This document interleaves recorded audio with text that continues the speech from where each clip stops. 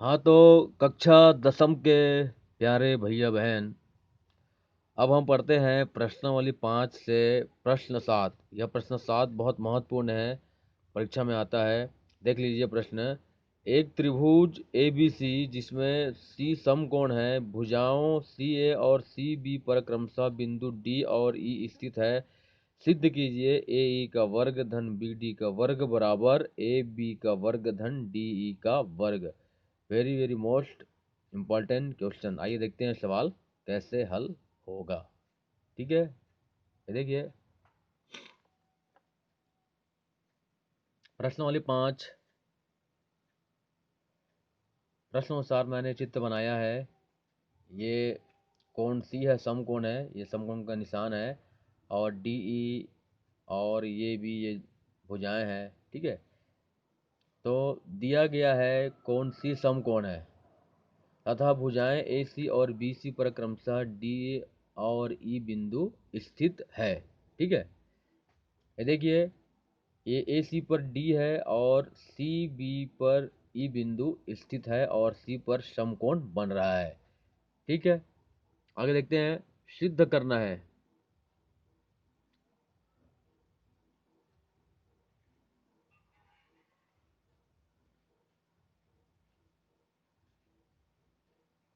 सिद्ध करना है, पुस्तक में दिया है ए ई का वर्ग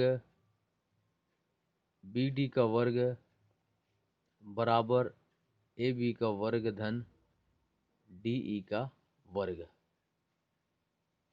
ठीक, रचना।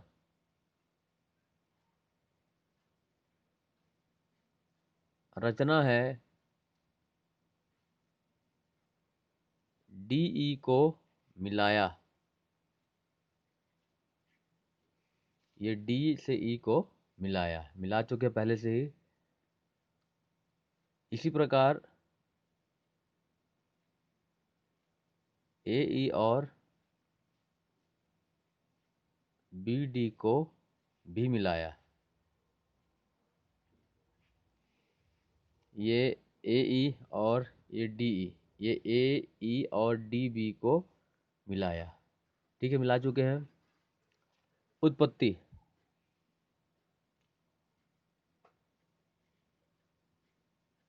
उत्पत्ति त्रिभुज ए सी ई में ए सी ई, देख लीजिए, ध्यान से देखिए। ये ए से सी और सी से ई और ये, तो पहले इस त्रिभुज में लेते हैं ए सी ई में पाइथागोरस। पाइथागोरस प्रमेय से। ठीक है, क्या होता है? कर्ण का वर्ग बराबर लंब का वर्ग और आधार का वर्ग। तो इस नियम से, ठीक है, 90 अंश ए है तो कर्ण ए होगा, ए ई होगा। तो स्पष्ट है ए ई का वर्ग बराबर ए सी को हमने आधार मान लिए और जो सी ई है इसको हमने लंब मान लिया। समीकरण 1। ठीक, अब इसी प्रकार त्रिभुज बी सी डी में देखिए, बी, ये बी से सी और यहाँ से डी, ये इसमें, ठीक है, त्रिभुज बी सी डी में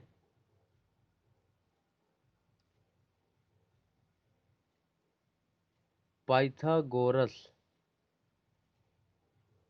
पाइथागोरस प्रमेय से, पाइथागोरस प्रमेय से देखिए क्या होगा। स्पष्ट है कि ये 90 अंश है तो कर्ण ये होगा, डी ई कर्ण होगा। तो ठीक है, ये सी जो है, ये सी है, सी जो है 90 अंश है तो 90 अंश के सामने एक भुजा, ये जो डी बी है, सॉरी डी बी जो है कर्ण होगा और ये आधार होगा और ये लंब होगा। तो कर्ण का वर्ग तो क्या हो जाएगा, बी डी या डी बी, बी डी का वर्ग कर्ण का वर्ग बराबर आधार हमने माना है सी डी का वर्ग और लंब माने हैं बी सी का वर्ग। समीकरण 2। ठीक है, समीकरण 2 प्राप्त हो गया, समीकरण 2 मान लेते हैं। अब इसी प्रकार से पुनः पुनः त्रिभुज ए बी सी में, ए बी सी में स्पष्ट है कि ये सी 90 अंश है, मतलब कर्ण होगा ए बी। तो पाइथागोरस प्रमेय से, पाइथागोरस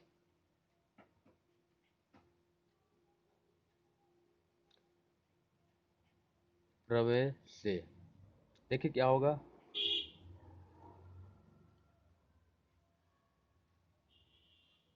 कर्ण होगा ए बी का वर्ग बराबर ए सी का वर्ग धन बी सी का वर्ग। समीकरण 3। ठीक है, इसको कर्ण मान लिया है क्योंकि 90 अंश है, तो इसको आधार इसको लंब मान लिया। समीकरण 3। ठीक है, अब इसी प्रकार है त्रिभुज सी डी ई में, सी डी ई देखिए, ये सी है, ये डी है, ई है, ये त्रिभुज सी डी ई में इसी प्रकार त्रिभुज सी डी सी ई होगा, क्योंकि 90 अंश बन रहा है सी में। इसमें भी क्या हो जाएगा,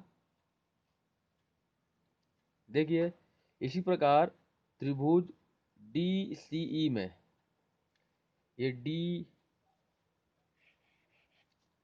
अब क्या है, इसी प्रकार त्रिभुज डी सी ई में, ठीक है, तो त्रिभुज डी सी ई में देखिए इसी प्रकार त्रिभुज डी सी ई में, डी सी ई में इसमें क्या है, सी 90 अंश है, इसलिए डी जो है कर्ण होगा।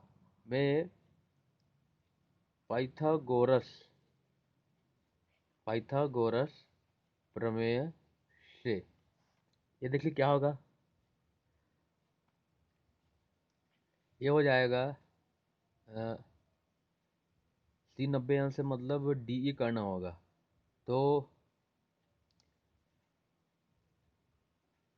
डी ई कर्ण का वर्ग बराबर सी डी आधार और सी ई लंब का वर्ग। समीकरण 4। देख लीजिए समीकरण 1 2 3 4, हमको 4 समीकरण प्राप्त हो गए हैं। अब क्या करते हैं,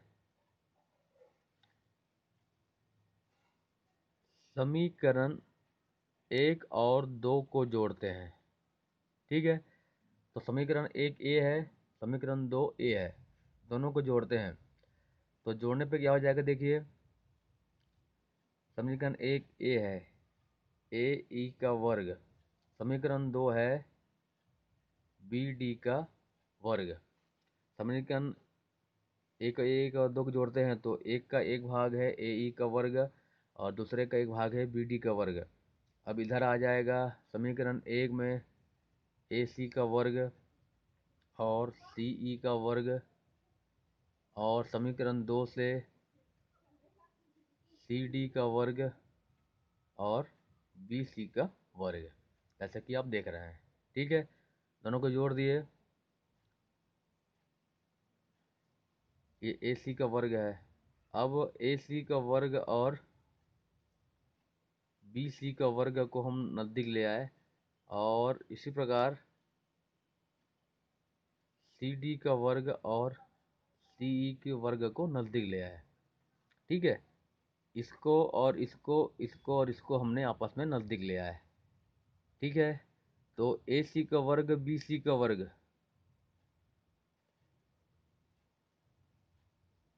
ए सी का वर्ग बी सी का वर्ग, ये देखिए ए सी का वर्ग बी सी वर्ग, ए सी का वर्ग और बी सी के वर्ग को हम कहते हैं ए बी का वर्ग। समीकरण 3 से तो ये हो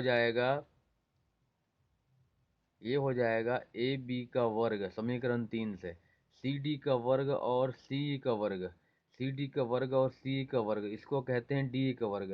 तो यहाँ पे आ जाएगा डी ई का वर्ग। ठीक है, समीकरण 3 व 4 से। समीकरण 3 व 4 से ए सी का वर्ग बी सी के वर्ग को ए बी का वर्ग कहते हैं, सी डी और सी के वर्ग को डी का वर्ग कहते हैं। ठीक, इस प्रकार हमको जो सिद्ध करना था, ए ई का वर्ग धन बी डी का वर्ग बराबर ए बी का वर्ग धन डी ई का वर्ग इति सिद्धम। इति सिद्धम, हमको जो सिद्ध करना था वह हमको प्राप्त हो गया। देख लीजिए, एक बार सवाल देख लीजिए। ये इस प्रकार से आपका पूरा सवाल जो है बनेगा। इस प्रकार से आपका पूरा सवाल बनेगा।